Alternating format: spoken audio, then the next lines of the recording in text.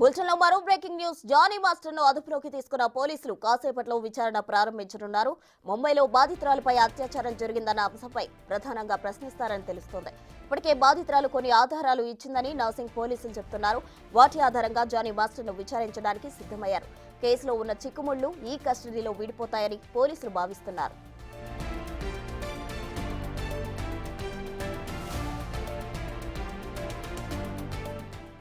Johnny master ను పోలీసులు నిన్న తమ కస్టడీలోకి తీసుకున్నారు. పోలీసులు కస్టడీకి కోర్టు 4 అనుమతి ఇచ్చింది. కానీ నిన్నే పోలీసులు తమ కస్టడీకి తీసుకున్న ఆలస్యం కావడంతో విచారణ మొదలుపెట్టలేదు. ఈ నెల 28న సాయంత్రం 4 గంటల సమయానికి పోలీసులు జానీ మాస్టర్ ను జైలు అధికారులకు అప్పగించాల్సి ఉంటుంది.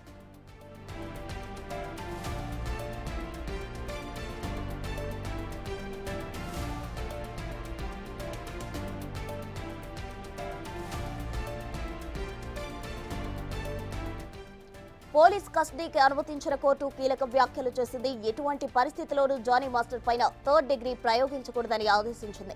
న్యాయవాది సమక్షంలోనే విచారణ జరపాలని సూచించింది. ఇక ఈ కేసులో నిజానిజాలు తేల్చాలంటే జానీ మాస్టర్ ను తమ కస్టడీకి ఇవ్వాలని నర్సింగ్ పోలీసులు పిటిషన్ వేశారు. పోలీసులు 5 రోజుల కస్టడీ కోరగా కోర్టు మాత్రం 4 రోజులే పర్మిషన్ ఇచ్చింది.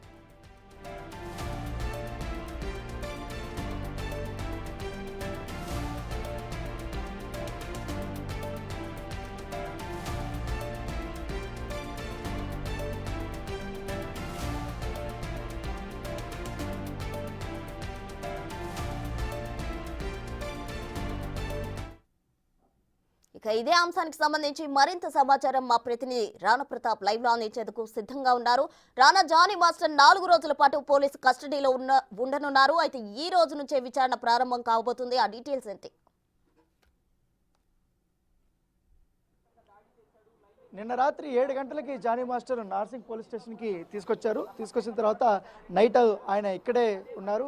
తర్వాత ఇవాళ ఇప్పుడు 11-10:30 మధ్య జానీ మాస్టర్ని గోల్కొండ ఏరియా హాస్పిటల్కి వైద్య పరీక్షల కోసం ఆయన్ని తరలించడం నేపథ్యంగా పడుతుంది. అది అక్కడ దాదాపు 15 నిమిషాలు 20 నిమిషాలు అది అయిపోయిన తర్వాత తిరిగి నార్సింగ్ పోలీస్ స్టేషన్కి ఆయన్ని తరలించబోతున్నారు.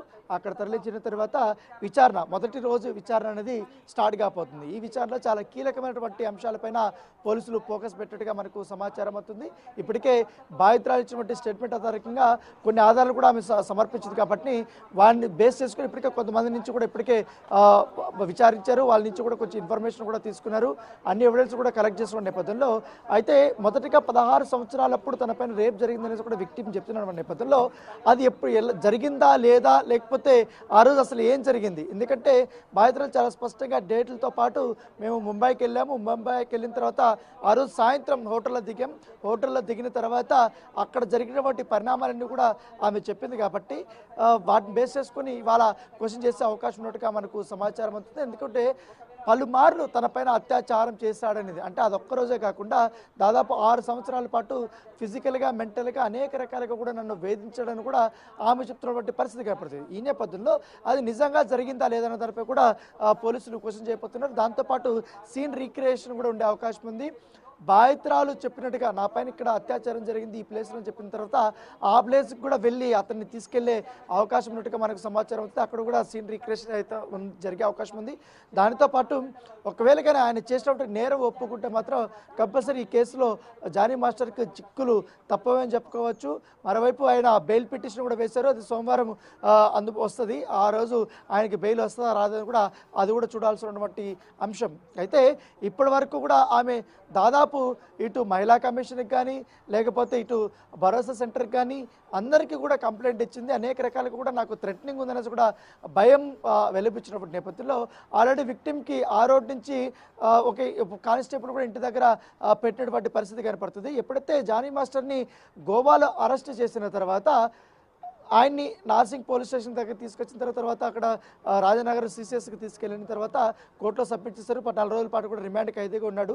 తర్వాత జానీ మాస్టర్ సంబంధించినటువంటి వైపు బయటకు వచ్చి జానీ మాస్టర్ పైన వస్తున్నటువంటి అలిగేషన్స్ అన్ని కూడా రాంగ్ అంటూ కూడా ఆమె చెప్పింది. దానికి సంబంధించిన కొన్ని ఎవిడెన్స్ కూడా ఆమె చెప్పినటువంటి పరిస్థితి పడుతుంది. ఎందుకంటే విక్టిమే కావాలని జానీ మాస్టర్ని ట్రాప్ చేసి తన పేరు కోసం పలుకుబడి కోసం అవకాశాల కోసం ఆమె ఈ రకంగా ట్రాప్ చేసి ఇప్పుడు తనే నా పైన రేప్ చేస్తాడనేసి కూడా కేసు పెడుతుంటే ఖచ్చితంగా ఇది ఫాల్స్ అలిగేషన్ అంటూ కూడా ఆమె చెప్పింది. అయితే విక్టిమ్ మరొక వర్షం చెప్తుంది. ఎందుకంటే ఒకరోజు జానీ మాస్టర్ని నా ఇంటికి తీసుకొని వచ్చి సుమలత నా పైన దాడి చేసి పలుమార్లు నన్ను కొట్టడమే కాకుండా బూతులు తిట్టింది, మతం మారమని కూడా నన్ను ఆమె ఒత్తిడి చేసిందంటే కూడా విక్టిమ్ స్టేట్మెంట్ ఇచ్చిన నేపథ్యం కాబట్టి సో ఈ కేసులో జానీ మాస్టర్ సంబంధించిన వైపును కూడా పిలిపించే అవకాశం ఉంది.